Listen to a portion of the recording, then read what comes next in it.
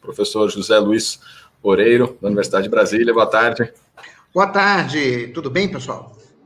Tudo bem, professor? Boa tarde. Boa tarde. Tudo perfeito. Como você vê, professor, essa situação? Teto de gastos, auxílio, porque o auxílio, pelo visto, vai acabar, né? Não vai continuar. O que você acha? O que você acredita? O Bolsonaro chegou a pedir sugestões há um mês, mais ou menos, se eu não me engano, sugestões sobre o que fazer. O mercado não deu sugestão, o Renda Brasil parece enterrado, mas continua esse compromisso com o teto de gastos e o auxílio emergencial acho que vai para o espaço, né? Como você vê essa situação? O que eles poderiam fazer? Olha, algum encaminhamento eles vão ter que dar para essa questão da renda emergencial, por causa do seguinte, quer dizer, nós tivemos durante o ano de 2020 mais ou menos 8 milhões de pessoas que saíram da força de trabalho por conta das restrições, né, de mobilidade social, né, mas que puderam sobreviver graças ao auxílio emergencial. Tá? O auxílio emergencial e outras medidas aumentaram os gastos do governo em 8 pontos percentuais do PIB.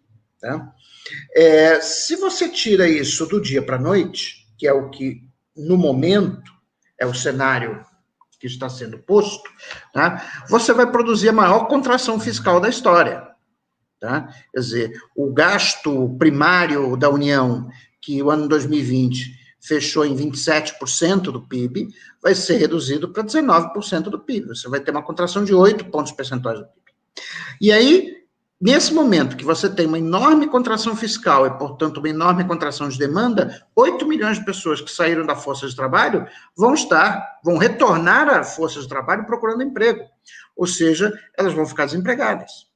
Tá? Sem nenhum tipo de renda, né? Porque, enfim, para que elas possam consumir, elas precisam ter renda. E as empresas também só vão contratar essas pessoas desempregadas se tiverem perspectiva de demanda. Então, assim, eu vejo essa equação do governo como insolúvel nos termos que ela está posta. Tá? Então, eu ainda acredito que até o final do ano, no apagar das luzes, vão prorrogar o estado de calamidade pública. Tá? Inclusive, o governador do Distrito Federal pediu para a Assembleia Distrital a prorrogação da calamidade pública distrital até o dia 30 de junho de 2021. Tá? Eu imagino que isso vai acontecer também a nível da União. Tá? Isso vai ser feito no apagar das luzes de 2020.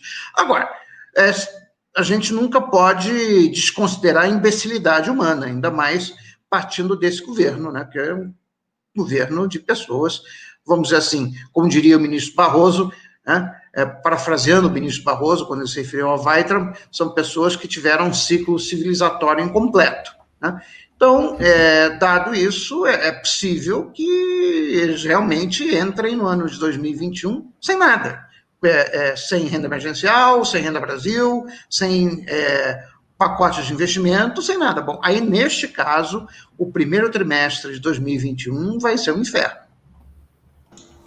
Professor, mas há alguns dias, daqui a pouco a gente entra nessa questão do neoliberalismo, eu quero perguntar disso mais para frente, conceituar, mas ainda nas questões específicas da economia, houve um crescimento do PIB aí alardeado de 7,7% no trimestre passado, e aí muita gente, defensor do governo, começou a falar, tá vendo, Paulo Guedes, grande ministro, melhor ministro, só que isso aí a gente sabe que tem muitos dados negativos, baixo de DH, alta de desemprego no Brasil. O senhor poderia explicar o que foi essa subida de PIB aí, que eles estão alardeando como uma melhora da economia?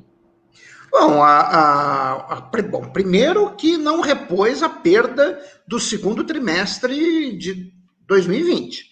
Quer dizer, a economia caiu 1,5% no primeiro trimestre de 2020, lembrando que a pandemia só nos afeta a partir da segunda quinzena de março, tá? Então a economia já estava em ritmo muito fraco antes da pandemia chegar no Brasil, tá? E no segundo trimestre, a queda do PIB foi de 9,7%. Tá? Então, um crescimento de 7,6% ou 7,7% que teve no terceiro trimestre não repôs sequer as perdas do segundo trimestre de 2020. Tá? Bom, por outro lado, quando você faz a comparação internacional, né, quando você olha, bom, e como é que as outras economias se comportaram no terceiro trimestre de 2020? A gente viu a economia da Espanha cresceu 13%, a da Alemanha cresceu 8 e alguma coisa por cento, enfim, numa lista, né, de mais ou menos 50 países, o Brasil ficou na 24ª posição. Tá? Os países europeus tiveram uma performance superior à nossa, em termos de crescimento. Tá? Então, não tem nada de fantástico nessa taxa de crescimento. Agora, por que cresceu? Cresceu por duas razões. Em primeiro lugar, porque teve o auxílio emergencial, que o governo sempre foi contra. Quer dizer, só a gente recapitular, né, lá em março, abril, o Guedes queria fazer um Corona Voucher de R$200 por apenas 3 meses. Foi o Congresso Nacional que, por iniciativa própria, aprovou um programa de auxílio emergencial relativamente irrestrito, no valor de R$500. Aí, quando o Bolsonaro viu que ia ser aprovado mesmo, para deixar sua marca lá, ele disse para o Rodrigo Maia que podia ser 600. E acabou sendo 600. Bom, esse programa era para ter durado 3 meses. Foi prorrogado por mais 2, apesar da oposição da equipe econômica do governo. Depois dessa prorrogação por mais 2 meses, teve uma prorrogação por mais 3 meses, só que agora num valor mais baixo, de R$300 até dezembro. Tá?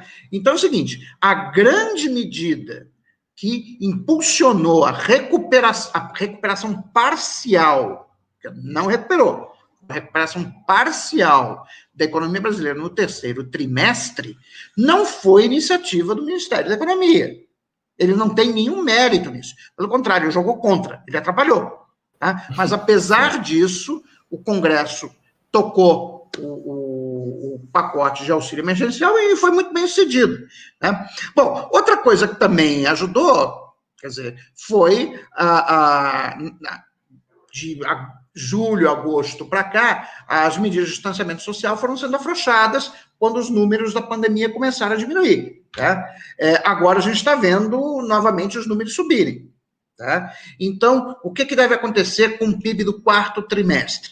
Quer dizer, o PIB do quarto trimestre vai ser negativamente afetado pela redução do auxílio emergencial de 600 para 300 e pela subida, né, dos casos de contágio e de mortes, que já estão levando à adoção de medidas mais restritivas de distanciamento social, tá, em várias cidades brasileiras. Então, o comportamento do PIB no quarto trimestre de 2020 vai ser muito pior do que no terceiro trimestre. Deve ainda apresentar algum crescimento positivo, sim, mas os analistas estão supondo ou esperando um crescimento no quarto trimestre de apenas 1% na comparação com o terceiro trimestre de 2020, o que joga por terra a narrativa do Guedes de uma recuperação em V. Tá? Quer dizer, a economia brasileira vai fechar o ano de 2020 entre 4,5% a 5% mais baixa do que no dia 31 de dezembro de 2019. A gente vai ter uma perda de PIB, tá, entre 4,5% a 5%. O PIB per capita vai cair quase 6%. Tá?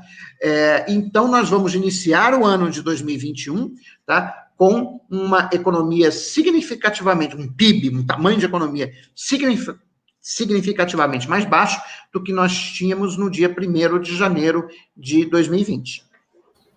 É delicado. Uma situação um pouco mais relacionada às empresas, tá? Agradeço aqui o Rodrigo Souza, que virou membro, e vou aproveitar o gancho dele, que ele fez boa pergunta aqui. A questão dele é diante aí da necessidade de novas medidas de restrição, né, por conta desse aumento de casos, com a economia restringida, ele questiona se essa renovação da suspensão, prorrogação, né, mais bem da suspensão de contratos de trabalho, se faz necessária. Eu não tenho certeza se essa MP, era uma MP de suspensão mesmo, de contratos de trabalho, que foi feita em abril, se eu não me engano. Sim, foi. Ela foi feita em abril, mas ela foi viabilizada. Ela foi viabilizada pela PEC do orçamento de guerra. Porque uma parte da suspensão dos contratos de trabalho era garantida com o dinheiro do seguro-desemprego. Tá? Então, isso implica em gastos, né? E, portanto, você ficaria fora do teto de gastos. Quando você decretou o estado de calamidade pública, né, você permitiu realizar despesas fora do teto de gastos. Tá? Então, agora, se você precisar, como vai precisar, né, de medidas no primeiro trimestre de 2021, não tem como você manter o teto de gastos funcionando em 2021. Então, tem duas alternativas. Ou se derruba o teto de gastos de uma vez, o que eu acho politicamente mais complicado, porque você tem que mexer na Constituição e tem votação nas duas casas, em 2 turnos, tem que ter 2/3 favoráveis, etc., etc., que agora está todo mundo preocupado com a eleição do presidente da Câmara dos Deputados e do Senado. Então, não vai rolar isso. Então, assim, a medida de menor resistência é simplesmente prorrogar o estado de calamidade pública. Você prorroga, tá? Sei lá, inicialmente pode prorrogar por mais 6 meses, e nesse interim, o governo está desobrigado a cumprir o teto de gastos. E aí ele pode prorrogar o auxílio emergencial, ele pode dar dinheiro para o programa de suspensão de contratos de trabalho, etc. Isso vai ser absolutamente necessário. Até porque o cronograma de vacinação no Brasil vai estar bem atrasado com respeito aos países europeus e aos Estados Unidos. Quer dizer, nós não temos uma data de vacinação ainda. Quer dizer, a Espanha, se não me engano, começa agora dia 10 de janeiro. Tá? A Inglaterra já começou. Tá? Os Estados Unidos teve autorização essa semana. Tá? Então, sem uma prorrogação dessas medidas, o primeiro trimestre de 2021 vai ser péssimo, muito ruim. Professor, a gente fala muito sobre neoliberalismo, né? É um modelo de sociedade, é uma forma de organizar a sociedade e a economia. E a gente discute muito esse tema. Eu queria que o senhor... E teto de gasto público, essas reformas que foram feitas, sobretudo de 2016 para cá, tem muito a ver com essa linha de pensamento. O que é esse neoliberalismo? O senhor poderia explicar como economista? Bom, neoliberalismo, essa palavra, na verdade, é uma palavra que cada um define do jeito que quer, né? Parafraseando um professor meu, do mestrado da PUC do Rio, o Eduardo Amadeu, né, ele certa vez disse, num congresso da ANPEC, ele fez a seguinte pergunta retórica: o que é ser neoclássico? Bom, neoclássico, para mim, é sinônimo de tudo que eu não gosto. Bom, eu não gosto da minha sogra, logo a minha sogra é neoclássica. Então, com o neoliberalismo também acontece algo similar. Tá? Mas, assim, como é que eu entendo? Quer dizer, a ideia do neoliberalismo, ele surge a partir dos governos do Ronald Reagan e da Margaret Thatcher, no final dos anos 70, início dos anos 80, e se caracteriza por uma redução da participação ou da intervenção do Estado na vida econômica, né? Que se dá de diversas maneiras. Você tem desregulamentação dos mercados, principalmente dos mercados financeiros, né? Você tem o abandono da política de pleno emprego, né? Quer dizer, a política macroeconômica foi conduzida nos países envolvidos, né? Desde o final da Segunda Guerra Mundial até meados dos anos 70, sobre a premissa keynesiana de que o objetivo fundamental da política macroeconômica era manter as economias funcionando o mais próximo possível do pleno emprego, no caso dos países desenvolvidos. Tá? Então, o neoliberalismo nos países desenvolvidos, ele se caracterizou por isso, quer dizer, por uma retração do papel do Estado, tá? No sistema econômico, né? O abandono da política de pleno emprego, a desregulamentação dos mercados, né? Desregulação e desregulamentação dos mercados, principalmente dos mercados financeiros, e uma política que a gente pode chamar de supply side economics, né, ou economia do lado da oferta, que tinha a seguinte premissa, a premissa de que o crescimento econômico ele é gerado não no lado da demanda, mas do lado da oferta. O que nós temos que fazer é construir um conjunto de incentivos para fazer com que os agentes econômicos decidam trabalhar mais horas, para que eles decidam poupar mais, né? Porque com isso nós vamos gerar um maior crescimento pelo lado da oferta, né? E isso vai gerar mais prosperidade. Tá? Esse conjunto de políticas é o que acabou nos levando não só à crise financeira de 2008, que a desaumentação dos mercados financeiros foi a causa estrutural da crise financeira de 2008, como também levou ao aumento da concentração de renda nos países desenvolvidos, que gerou aquilo que o Stiglitz chama de desconforto com a globalização, né? Que se expressou mais recentemente em 2 eventos, que foi o Brexit, né, a saída, né, do Reino Unido da União Europeia, e a eleição do Donald Trump. Tá? Então, isso é o neoliberalismo. Tá? Isso, para mim. Nos países em desenvolvimento, o neoliberalismo assumiu uma forma que, a partir do chamado consenso de Washington. Né? Seu consenso de Washington foi uma série de medidas propostas pelo economista Williamson, né? Para propostas de reformas para os países da América Latina, né? Mas que eram reformas liberalizantes. Então, era a ideia de você acabar com a repressão financeira nos países emergentes, ou da América Latina, melhor dizendo, ou seja, acabar com os limites de taxa de juros. Então, as taxas de juros teriam que ser aumentadas, né? Ou você retirar, né, os limites da taxa de juros para estimular a poupança.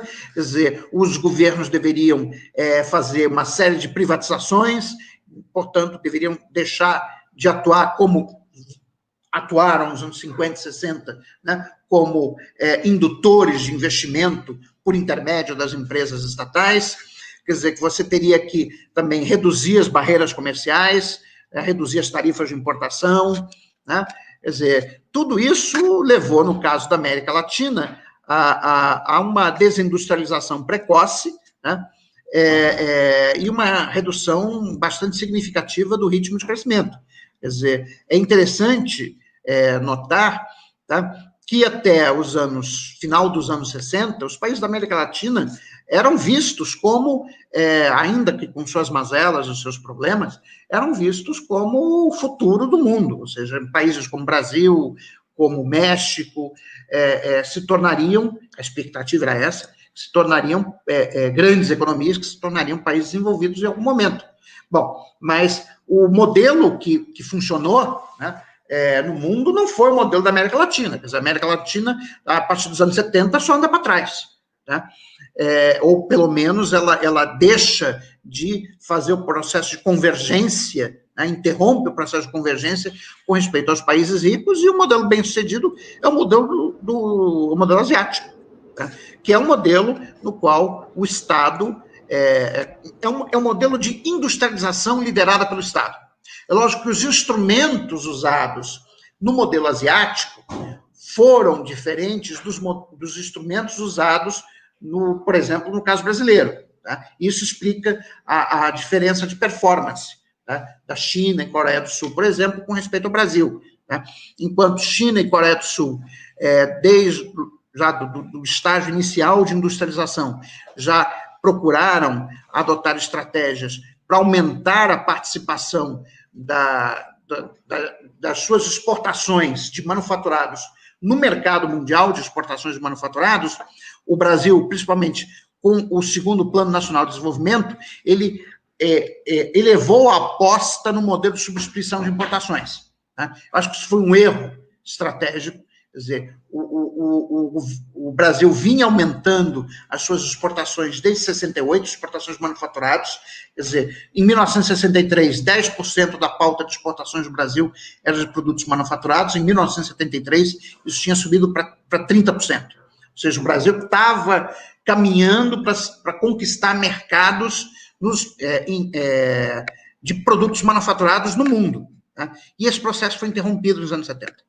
Tá? Então, eu acho que a partir daí a gente pode começar a entender, né, como é que dá essa bifurcação nas trajetórias de desenvolvimento. O desenvolvimento asiático, né, foi muito bem sucedido, e o Brasil, México, Colômbia, Argentina, Chile, mesmo o Chile, o pessoal fica dizendo, é uma grande, não é, o Chile cresceu relativamente pouco, e o Chile começa a crescer mesmo a partir de meados dos anos 90, por conta do aumento do preço do cobre no mercado internacional. Tá? Então, o Chile também não é nada demais, enfim. O caso latino-americano é um desastre.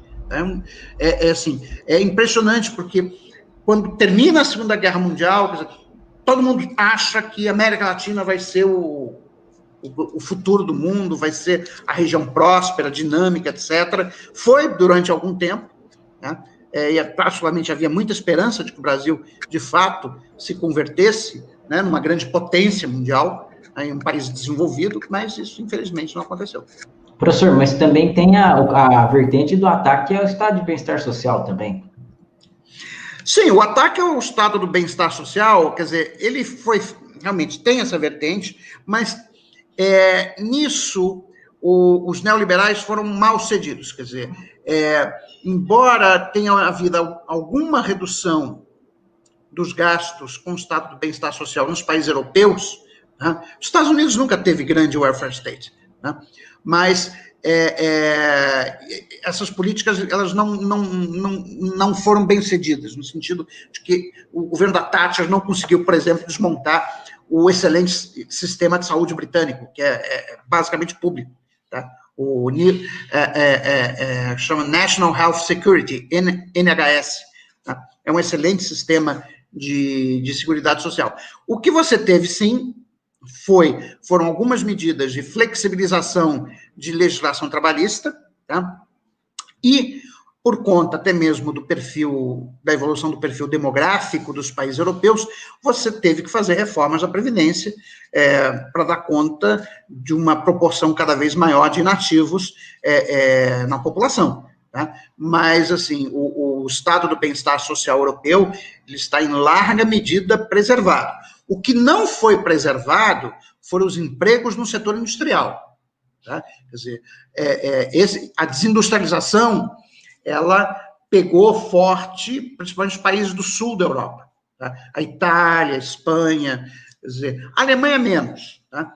Quer dizer, mas o problema é que quando você destrói os empregos no setor industrial, quer dizer, essa pessoa que sai do setor industrial, ela vai para o setor de serviços, em geral, no setor de serviços de baixa intensidade tecnológica.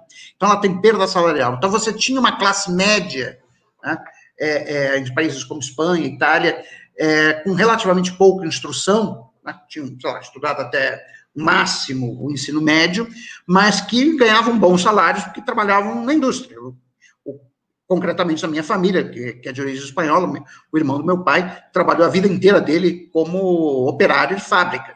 Tá? Que ele migrou para a Alemanha nos anos 50, adquiriu expertise para trabalhar em indústria na Alemanha, depois voltou para a Espanha e nunca ficou desempregado. Ele, enfim, fez lá, criou seus filhos, comprou casa, tem 2 apartamentos, além da casa que ele mora, enfim.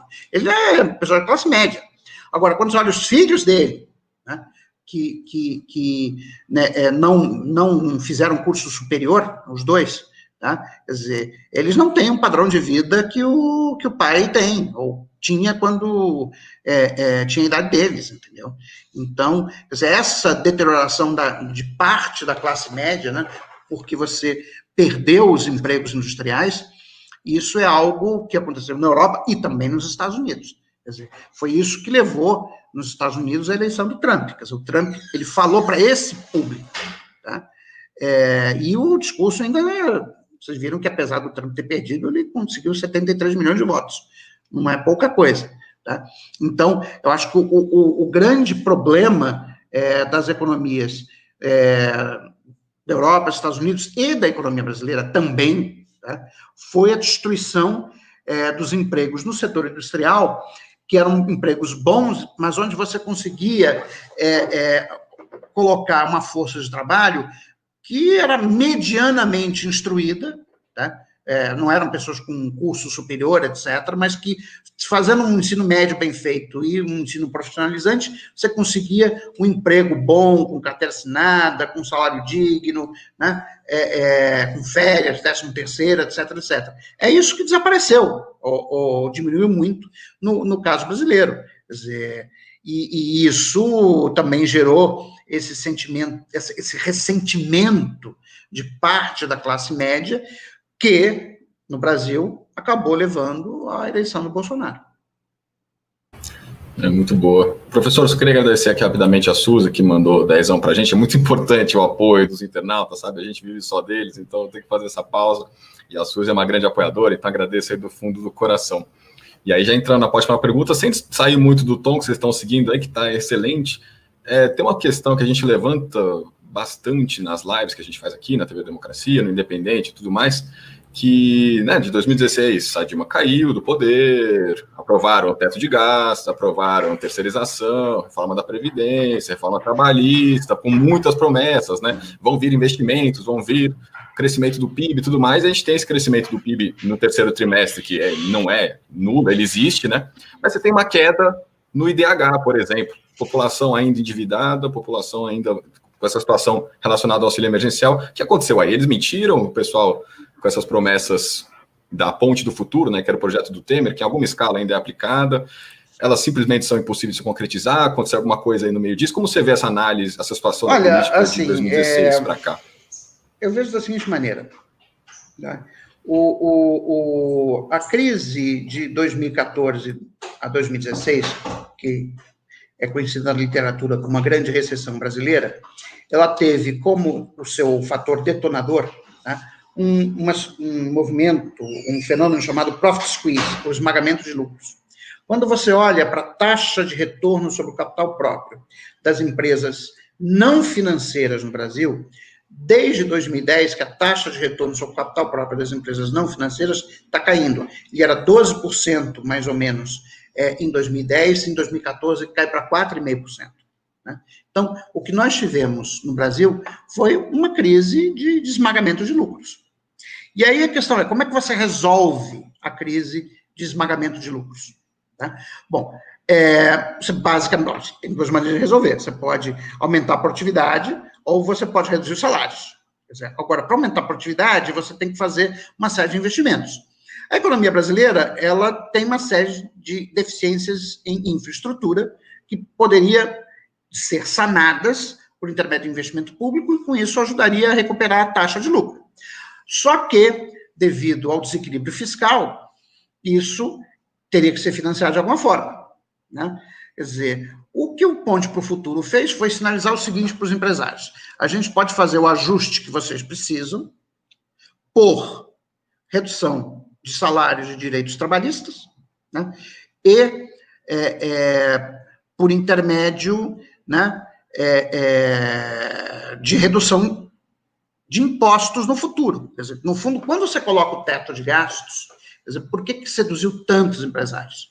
Quer dizer, quando você coloca o teto de gastos, você está sinalizando o seguinte: não, nós vamos reduzir a despesa do governo com proporção do PIB, isso significa que lá na frente nós vamos reduzir impostos. Então você está sinalizando isso para os empresários. Está dizendo o seguinte para ele: olha, você vai recuperar a tua lucratividade, porque você vai pagar menos imposto. Isso o empresário entende. Microeconomicamente ele entende. Tá? Então, por isso que os empresários apoiaram. Os mesmos empresários que receberam incentivos do BNDES, etc., tá? Todo mundo, né, foram os mesmos que apoiaram o impeachment, que apoiaram o Ponte para o Futuro, que apoiaram o teto de gastos, e que, de alguma maneira, continuam apoiando o teto de gastos. Porque agora, mais do que nunca, porque como teve a crise do Covid, você tem aí a dívida pública aumentou uns 20 pontos percentuais do PIB, quer dizer, em algum momento você vai ter que fazer esse ajuste. Não dá mais para ser pular da despesa, não dá. Aí, o que foi feito no ano passado, antes da crise do Covid? Tentar empurrar o ajuste para cima dos funcionários públicos, com a PEC emergencial, tá? Que era a PEC 87, na qual você ia reduzir a jornada de trabalho dos servidores públicos em até 25%, tá? Para, então, reduzir os gastos com o funcionalismo público, né, em até 25%. Quer dizer, a ideia era sinalizar o seguinte: olha, a gente não vai precisar aumentar imposto, porque tem essa despesa obrigatória aqui que a gente pode comprimir. Só que é o seguinte: nunca se teve a honestidade intelectual de dizer para a população que A redução prevista pela PEC emergencial era a redução dos serviços prestados pelos funcionários públicos. Isso significava o seguinte, que os professores iam dar 25% menos horas de aula, que os médicos iam fazer 25% menos atendimento, que os fiscais da Receita iam fiscalizar 25% menos. Era isso. Quer dizer, você criou um espantalho, quer dizer, é a típica tática fascista. Né? Você criou um inimigo, né? Entre aspas, você criou o judeu. Quem era o judeu? O funcionário público. Aí, o que a população entende que é o funcionário público? Ela acha que é o assessor do senador que ganha não sei quanto, é o juiz de não sei onde que ganha 600 mil reais, mas é aquele outro. É isso que a população pensa. Ela associa isso. Ela não vê no professor, no médico, no bombeiro, no fiscal da Receita Federal, entendeu? Alguns até veem isso, mas tem ressentimento, porque não conseguiram passar em concurso público e tal, e com a situação da pandemia se agravou esse ressentimento, porque como os servidores públicos não tiveram redução de vencimentos durante a crise, o que teria sido pior se tivesse, né? Mas, e esse pessoal teve, né? Então aumentou mais ainda o ressentimento.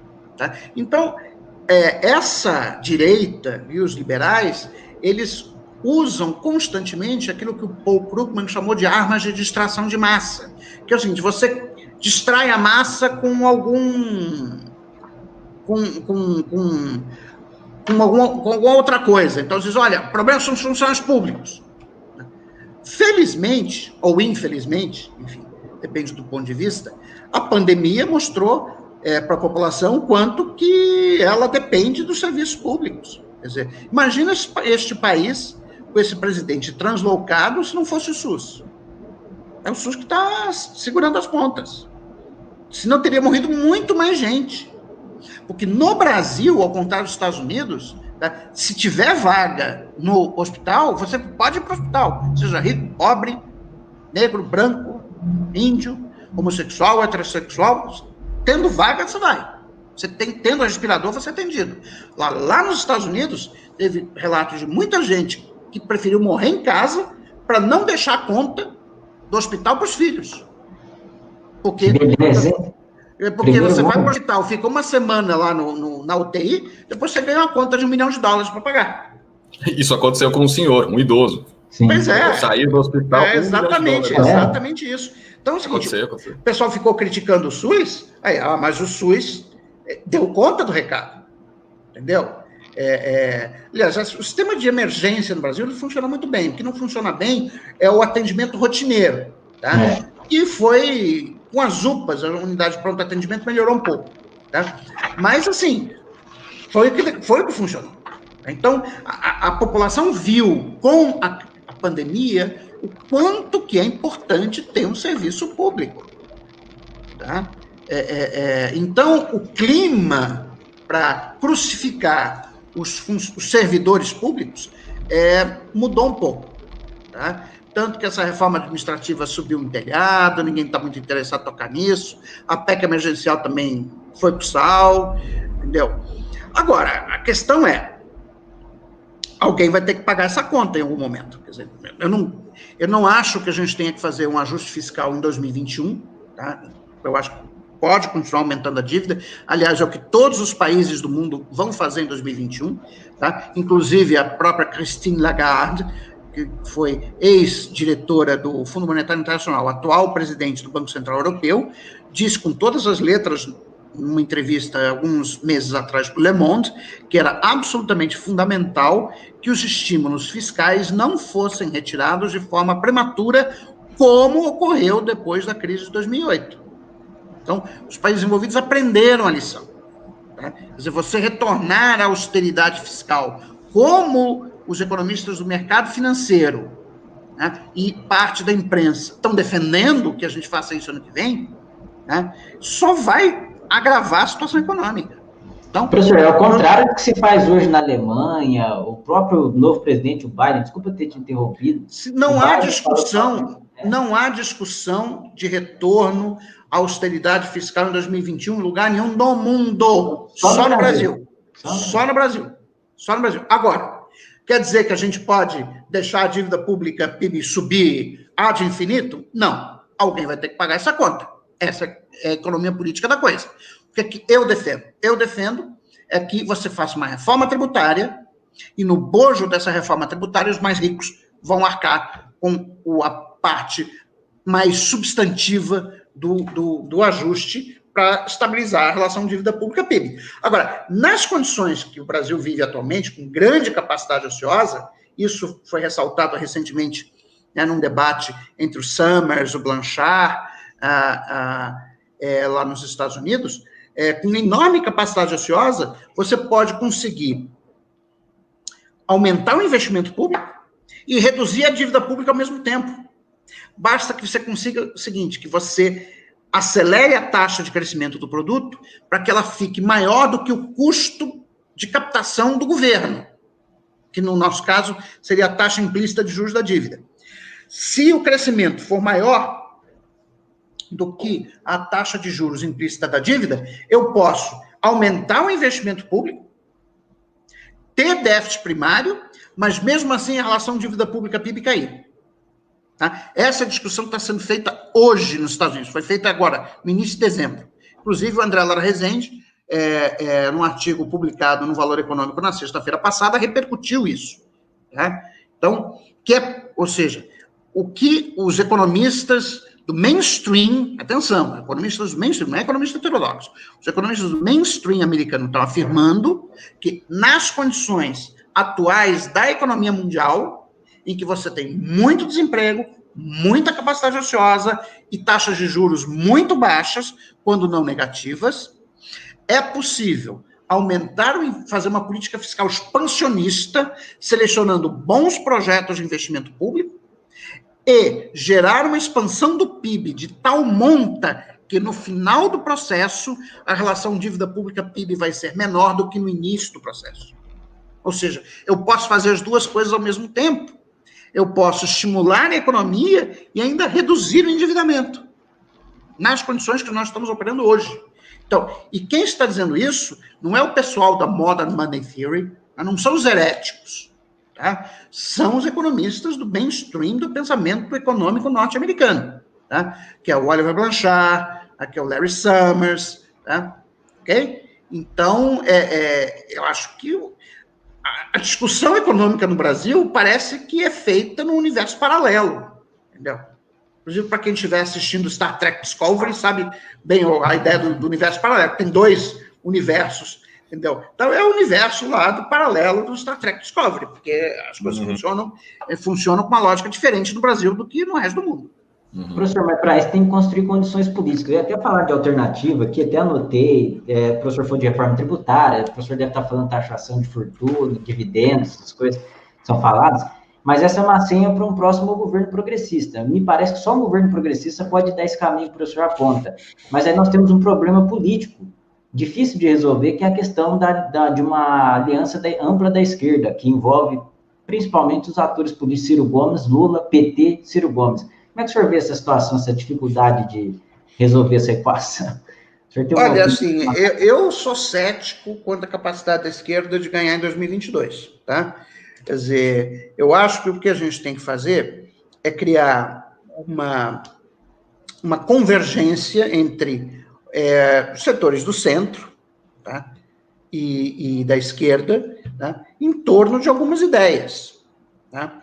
Quer dizer, de que, por exemplo, o teto de gastos é uma péssima regra fiscal. Péssima. Tá? De que você precisa fazer uma reforma tributária, não só no sentido da emenda constitucional 45, que é importante, na verdade, essa era a mais importante reforma que o governo poderia ter feito. A emenda constitucional 45, ela prevê a criação do imposto sobre bens e serviços, que, além de simplificar, né, a estrutura tributária brasileira, né, ela evita para sempre o fenômeno da guerra fiscal entre estados, né, e ela vai distribuir a carga tributária de forma equitativa entre os diversos setores de atividade econômica, porque hoje em dia o setor mais tributado é a indústria. Tá? O agronegócio paga muito pouco imposto na comparação com a indústria. Tá? Então, quer dizer, isso é uma das razões, entre outras, que explica a nossa desindustrialização. A gente precisa fazer uma reforma tributária que lide com a questão dos impostos indiretos, mas também precisamos mexer nos impostos diretos. E aí nós temos que rever a pejotização. Quer dizer, a pejotização permite que profissionais liberais que têm altos rendimentos sejam tributados como pessoa jurídica e, portanto, tenham isenção em lucros de imposto de renda, em lucros de dividendos distribuídos. Essa figura da PJ, né, ela cria distorções na estrutura salarial brasileira. Ela cria a impressão de que os melhores empregos estão no setor público, o que não é verdade. Tá? Você tem, por exemplo, você pega o William Bonner, para dar um exemplo. O William Bonner, ele não é um funcionário da Globo de carteira assinada. Ele tem uma empresa, não sei qual é o nome, vamos supor que seja Bonner Inc. Tá? Essa Bonner Inc. presta serviços para a Globo e a Globo paga, né, para a empresa do William Bonner, e o Bonner saca, faz retiradas dessa empresa na forma de lucros e dividendos. Como são lucros e dividendos distribuídos, não paga imposto. E como deve ser uma microempresa individual, né, a alíquota do imposto de renda da pessoa jurídica é baixa. Então, assim, o William Bonner paga, como proporção da renda dele, muito menos imposto de renda do que eu sou servidor público, toda a minha renda vem de salário, não tem como, primeiro, não tem como sonegar, isso é impossível, tá? E segundo, que eu pago lá, é 27,5% a alíquota que eu pago. Tem os descontos, lógico, com gastos de saúde, etc., ok, tá?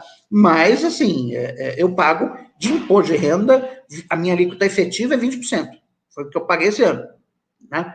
20%, fora IPTU, fora os impostos indiretos. Eu fiz uma conta outro dia, mais ou menos de padeiro, quer dizer, eu pago 50% da minha renda em imposto, de todos os tipos. Imposto direto, que é imposto de renda, imposto indireto, que são os impostos que eu pago quando compro bens e serviços, e imposto sobre propriedade, IPTU e IPVA. Entendeu? Então, assim, existe uma desigualdade muito grande na estrutura tributária brasileira, que é viabilizada pela figura da PJ. Não estou dizendo que você tem que acabar com a PJ, mas você tem que acabar com as distorções que a lei atual sobre a PJ permite. E reintroduzir o imposto sobre lucros e dividendos distribuídos. É lógico que você vai ter que fazer uma calibração. Quer dizer, você vai reintroduzir o imposto sobre lucros e dividendos distribuídos na pessoa física, mas você vai ter que reduzir a alíquota de imposto na pessoa jurídica. Tá? Que hoje, por exemplo, as empresas que não são microempreendedores individuais, ou seja, empresa mesmo, tá? Que tem empregados, etc., tá? Essas empresas, elas pagam um imposto de renda na pessoa jurídica, que é em torno de 30%, tá? 30 e poucos por cento. Tá? Se for banco, paga mais ainda, porque na verdade são dois impostos, o imposto de renda da pessoa jurídica, mais a contribuição social sobre o lucro líquido. Tá? Quer dizer, no caso das empresas não financeiras, eles dão uns 34% de imposto sobre lucros, né? No caso dos bancos, isso vai para 40 e pouco. Tá? Então, o que você tem que fazer? Você tem que reduzir a alíquota do imposto de renda na pessoa jurídica e aumentar na pessoa física. Quer dizer, porque a pessoa física, quando recebe na forma de lucros e dividendos, ela está isenta. Okay? Aí você está violando o princípio, mais uma vez, da equidade horizontal, ou seja, a fonte de renda não deveria importar para a alíquota paga, ou seja, se eu ganho 5 mil reais na forma de lucro, ou se eu ganho 5 mil reais na forma de salário, eu deveria pagar exatamente a mesma alíquota. Você só deveria ter alíquotas diferentes para faixas de renda diferentes. Mas não. Hoje em dia, por conta da isenção de tributação sobre lucros e dividendos distribuídos, se você ganha renda na forma de lucros e dividendos, você paga menos imposto, na verdade, zero, do que se você ganhar na forma de salários. Tá?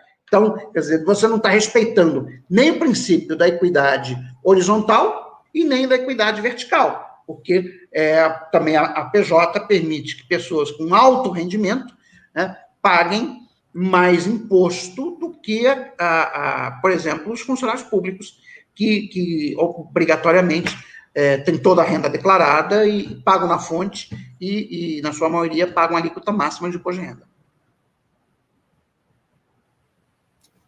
Muito bom. Agradecer aqui rapidamente a Suzy, que mandou mais um superchat de 10. Obrigado, Suzy. É fundamental. Fundamental. E aí queria tratar uma questão que também tem total relação com a vida dos brasileiros, tem relação com a pandemia também, já voltando um pouco para o assunto pandemia, porque vem preocupando muito, né, esses aumentos dos preços. É uma coisa que, pelo visto, está acontecendo no mundo inteiro. Eu puxei um índice aqui, o IPCA, o Índice Nacional de Preço ao Consumidor, considerada a inflação oficial do país, subiu 3,13% entre... como eles não me deram entre... em 2020, acho que basicamente foi isso, tá meio estranha essa notícia, mas enfim, de um jeito mais prático, arroz e feijão subiram 69,5%, o preço de 5 quilos de arroz estava R$15 no começo do ano, agora está 30 em alguns lugares. Por que isso está acontecendo, professor? É um fenômeno que estão dizendo que acontece no mundo inteiro, né? Então a pandemia está inserida nisso aí, mas queria uma explicação assim, técnica sua, sei que você é bastante claro aí. Ok. São duas coisas que estão acontecendo, o que aconteceram ao longo do ano de 2020. Quer dizer, a primeira foi que, por conta da incerteza causada pela pandemia, né, houve uma saída de capitais dos países em desenvolvimento em direção aos países desenvolvidos. Essa saída de capitais produziu desvalorização das moedas dos países em desenvolvimento relativamente aos países desenvolvidos, né? No caso brasileiro, o real, no início de janeiro deste ano, estava cotado em 4 e alguma coisa. Né? Não sei se era 4,10 ou 4,07. Né? Ele chegou a 5,60 em outubro. Ou seja, foi uma desvalorização do câmbio de 40%. Isso é uma maxi desvalorização. Né? Foi uma desvalorização muito alta do câmbio, por um período curto de tempo. Né? Bom, o segundo ponto é que, de fato, o preço dos alimentos em dólar, ou seja, no mercado internacional, aumentaram. Por quê? Bom, por 2 motivos. Em primeiro, porque alguns países fizeram compras precaucionais de alimentos para formar estoques para, eventualmente, lidar com interrupção de cadeias de suprimento, etc, etc. Bom, e a segunda coisa foi que, de fato, houve interrupção das cadeias, né, de fornecimento em alguns países, e isso pressionou, né, elevou o preço de produtos como soja, como arroz, trigo, etc., dos mercados internacionais. Então, quando você junta preço dos alimentos em dólar aumentando, né, e desvalorização do câmbio, isso por si só já seria inflacionário. Agora, além disso, aí tem uma razão doméstica, que é intrínseca ao Brasil, é de que desde 2016, 2017, que o governo brasileiro tem reduzido os estoques reguladores da Conab.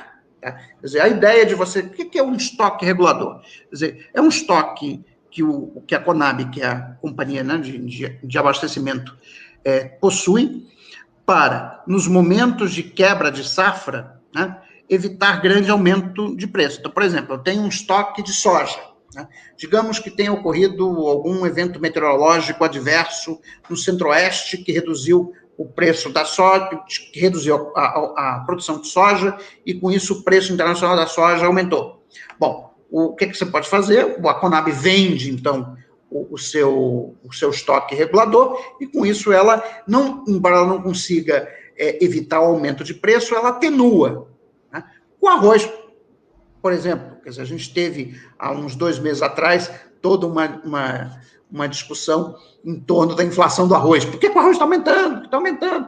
Aí, quando você foi olhar, que, na verdade, o estoque da Conab estava zerado. Não tinha mais estoque. A gente exportou arroz no início do ano.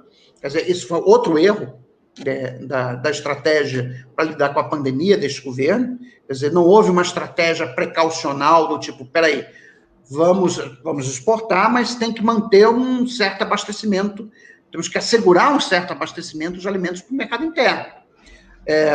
Decidiu-se, não, exporta tudo que puder. E aí, como exportou mais do que podia, agora no segundo semestre o Brasil está importando, inclusive soja. Vocês já pararam para pensar o que é um país que é o maior produtor mundial de soja do mundo, né? Está importando soja, porque exportou demais. Não tem cabimento. Aí é lógico, aí tudo isso pressiona o preço dos alimentos para cima. Então, assim, essa equipe econômica, o Paulo Guedes é isso que eu ia perguntar agora, dele. O Paulo Guedes é de uma incompetência atestada em cartório. Assim, é realmente uma pessoa medíocre como economista.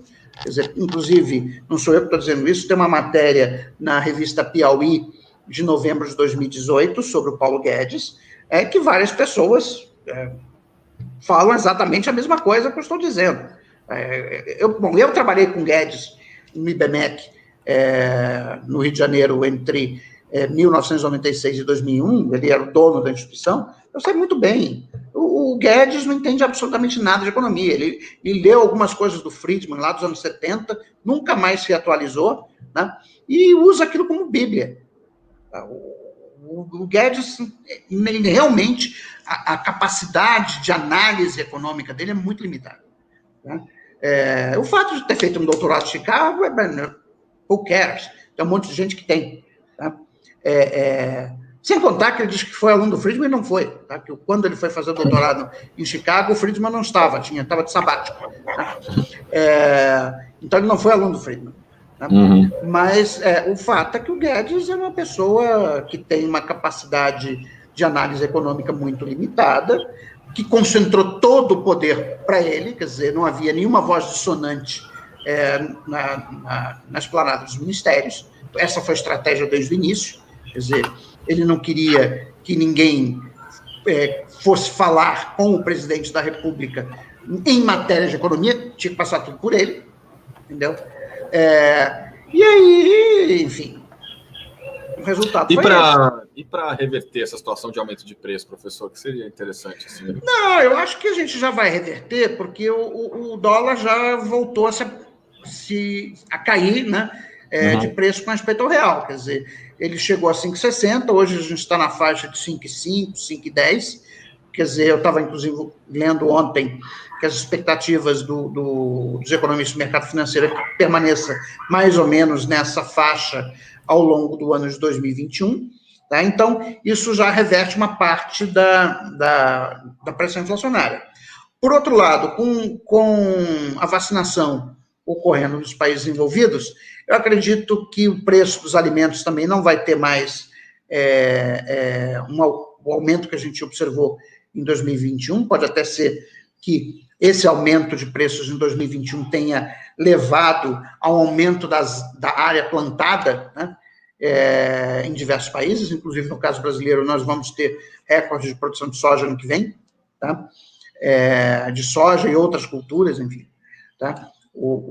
Então, eu acredito que a inflação de alimentos vai estar mais comportada no que vem.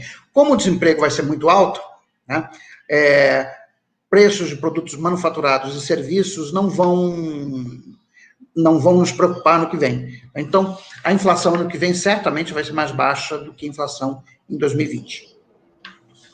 Professor, sei que a gente está abusando, né? A gente já vai chegando aí no final. Eu entendi que o professor falou da esquerda, eu imagino que o professor esteja se referindo a essa aproximação do Ciro com o DEM, porque tem muita gente falando assim, mas se o Ciro fizer uma aliança com a centro-direita, isso vai solapar as ideias dele que ele escreveu no livro. O que o senhor acha disso? Só para terminar, eu ia perguntar do Guedes, mas o senhor já falou que ele é incompetente, não entende nada. Porque, olha só, governo, né? Para você fazer um governo, você sempre tem que fazer aquilo que os americanos chamam de compromise, né? Que é fazer compromissos. Quer dizer, você não vai achar que você vai ser eleito presidente da República e vai implementar 100% do que você pensa. Tá? Isso, me desculpe, isso não existe. Tá? Quer dizer, inclusive, recentemente, eu estava lendo um documentário da TV Senado, vendo, né, documentário da TV Senado, entrevista do senador Pedro Simon, sobre o golpe de 64, né? E o Simon falava, né, de que o Goulart insistia, né, na esquerda no Brasil na época, na questão das reformas de base, mas que o próprio Goulart dizia para ele, Pedro Simon, que só seria politicamente possível implementar 20% ou 30% do que o pessoal estava querendo. Só que o João Goulart, ao invés de atuar de maneira consistente com isso, com esse diagnóstico, ele radicalizou o discurso, né? Principalmente aquele discurso dele lá, o famoso discurso na Central do Brasil, né? E isso fez com que o governo perdesse o apoio da classe média, e aí o golpe militar veio. Entendeu?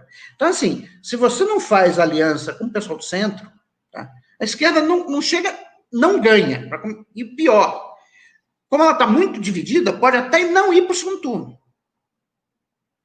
Aconteceu no Rio, né? Pois é. Tá? Quer dizer, no Rio foi uma disputa da extrema-direita contra a centro-direita. Entendeu? Ou o que aconteceu na França com Macron. Quem foi para o segundo turno foi eu esqueci o nome do cara lá, o Malencosi, sei lá, Malencon. Acho que era Malencon. Foi esse que foi disputar com a Marine Le Pen? Não, foi Macron. Entendeu? Então, aí Macron ganhou com 80% dos votos, lógico. Aí todo mundo votou no Macron, que ninguém queria Marine Le Pen. Entendeu?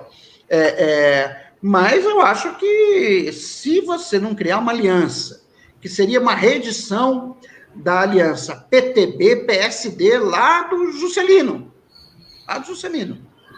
Tá? Tem que ser esse tipo de aliança. PTB-PSD. Que implica, óbvio, que alguns vão ter que ceder. Quer dizer, aliás, todo mundo vai ter que ceder em alguma coisa.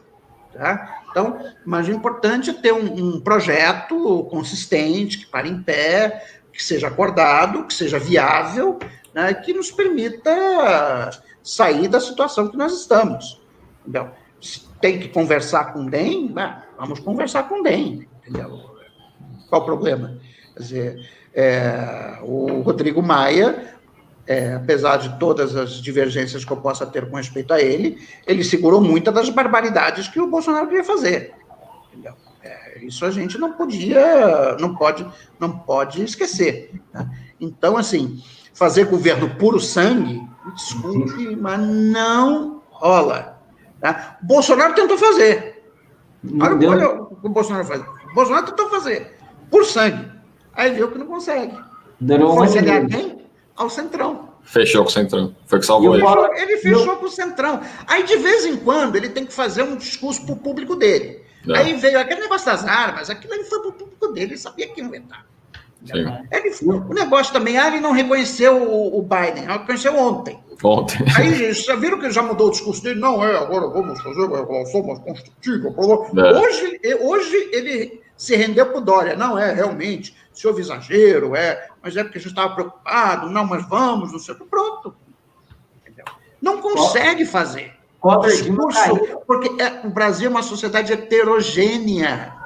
Você não vai pegar as ideias de um grupo minoritário e implantar isso, que você vai ser derrubado. Primeiro que você não ganha eleição. E se ganhar, você vai ser derrubado. Collor e Dilma caíram, né? E o Zé Dirceu falou, professor, numa entrevista, ele disse que ele acha que o Bolsonaro tem lugar, por ter a máquina, que ele está garantido no segundo turno, mas ele acha que ele está garantido no segundo turno. Ele não ganha, e ele falou, a dúvida ganha um candidato de centro-esquerda ou de centro-direita? Ele falou, não há garantia que a esquerda chegue no segundo turno. Eu também acho que não. Eu também acho que não há garantia. Porque, veja assim, o Bolsonaro, vamos fazer uma partida assim, ele tem uns 25% do eleitorado. Bom, ele está no segundo turno. Tá no segundo turno. Bom, aí você vai ter o PT, você vai ter o Ciro, né? O PT, vamos supor que, não sei bem, que depende também de quem é o candidato do PT, né? Mas que ele deve ter uns 20%. O Ciro tem uns 10 a 12%. Tá? Dependendo de quem for o candidato do centro, tá? Ele pode ter também uns 20%. o melhor candidato do centro pode ter uns 20. Então, ele pode vai ficar ali na corrida nariz a nariz com o melhor candidato da esquerda, o mais bem posicionado. Entendeu? Então, é possível que seja Bolsonaro e um candidato de centro-direita. Aí sim, aí o de centro-direita vai ser consagrado, né? Porque todo mundo vai despejar os votos nele. Eu não quero nem saber quem vai ser a pessoa que vai disputar contra o Bolsonaro. Vou votar nessa pessoa. Eduardo Paes. Não, no Rio. pode ser o Dória, qualquer um. Quem for contra, eu estou votando nele. Eu quero dizer, isso aí aconteceu no Rio com o Eduardo Paes, 80%. Exato, o Eduardo Paes foi consagrado. Ele foi consagrado. Teve uma votação avassaladora. Ele levou 2/3 dos votos válidos. Essa discussão está muito inserida aí na questão da presidência da Câmara, né? Se o PT vai com uma esquerda, hoje o Paulo Teixeira defendeu aqui na TV Democracia um bloco de esquerda, assim, total. Só que aí eles acabam possivelmente perdendo força em comissões. O problema é que quando tentaram fazer... A Dilma começou a cair quando eles lançaram a candidatura do Chinaglia para a presidência da Câmara em final de 2014, início de 2015, contra o Eduardo Cunha. Tá? Foi aí o PT perdeu, né? E o PT ficou sem ninguém na mesa da Câmara dos Deputados. Ou seja, ele ficou como, embora fosse partido do governo, ficou tratado como partido de oposição. Sim. Tá? Então, assim, eu acho, fazer um bloco da esquerda sozinho corre o risco de acontecer a mesma coisa. Tá? Então, enfim... o que eu não quero é um presidente da Câmara alinhado com o Bolsonaro. Isso não. Eu acho que isso a gente tem que impedir.